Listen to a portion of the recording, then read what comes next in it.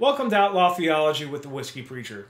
I'm your host, Phil Shepard, better known as the Whiskey Preacher, and today I want to talk on this vidcast about the idea of theocracy. For those of you who don't know what a theocracy is, let me give you Merriam-Webster's dictionary definition of it. It states, a government of a state by immediate divine guidance or by officials who are regarded as divinely guided, or a state governed by a theocracy.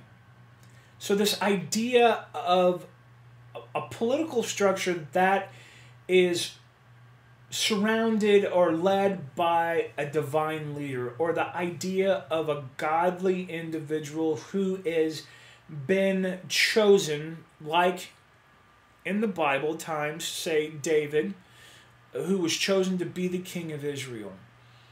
I think we have a fascination, at least within the religious culture here in the United States, of this romantic idea of having a theocracy. I think that's been very evident with the religious right being highly involved in the political structure of the last 20, 30 years within the United States. But as we reflect on last week's election, obviously the religious right doesn't necessarily have the hold on the political structure here in the U.S. as it once had. It seems, if you look back, that they are so badly have wanted to create a political structure that's surrounded by usually one man who has been called by God. Obviously, that has been wavered a little bit, at least in this last election, because there wasn't a quote-unquote Christian who was endorsed by the religious right. Take Mitt Romney, for instance. Mitt Romney is an open Mormon, has been a part of the Mormon church forever. And evangelicals who predominantly have made up the religious right for the last handful of years ended up supporting Mitt Romney in this last election, which I find fascinating, and I've said this before in other previous vidcasts, that evangelicals, for the most part, consider Mormonism a cult. However, an evangelical, like President Bush in the past, did not come to the forefront of the political arena for the Republican Party.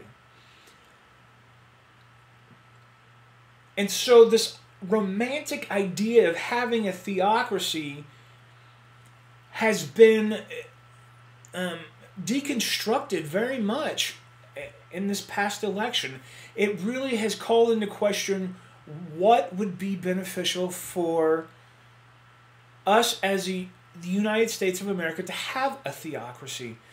Mind you, President Obama, A, is not a Muslim, and even if he was, I'm still okay with that. And B, he is a Christian. However, he has not bought into this idea of a theocracy.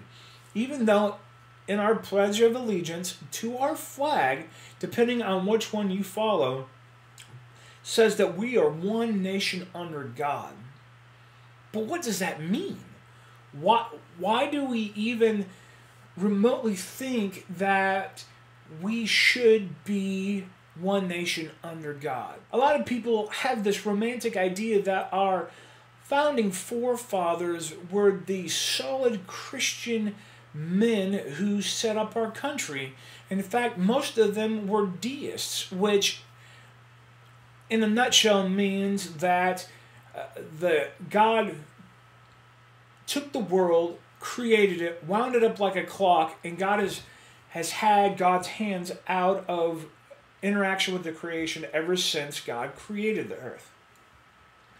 So I want to propose this question to you that are watching this vidcast, is this: what would be the benefits of having a theocracy here in the United States, or what are some of the downfalls of having a theocracy here in the United States? Because in my humble opinion, which I respect, by the way, I think trying to have a theocracy like the religious right has pushed for such a long time would create this militant attitude to the rest of the world. I'm suggesting that we would become no better than the militant Muslim countries that have a theocracy, but they call God by a different name. They call God Allah.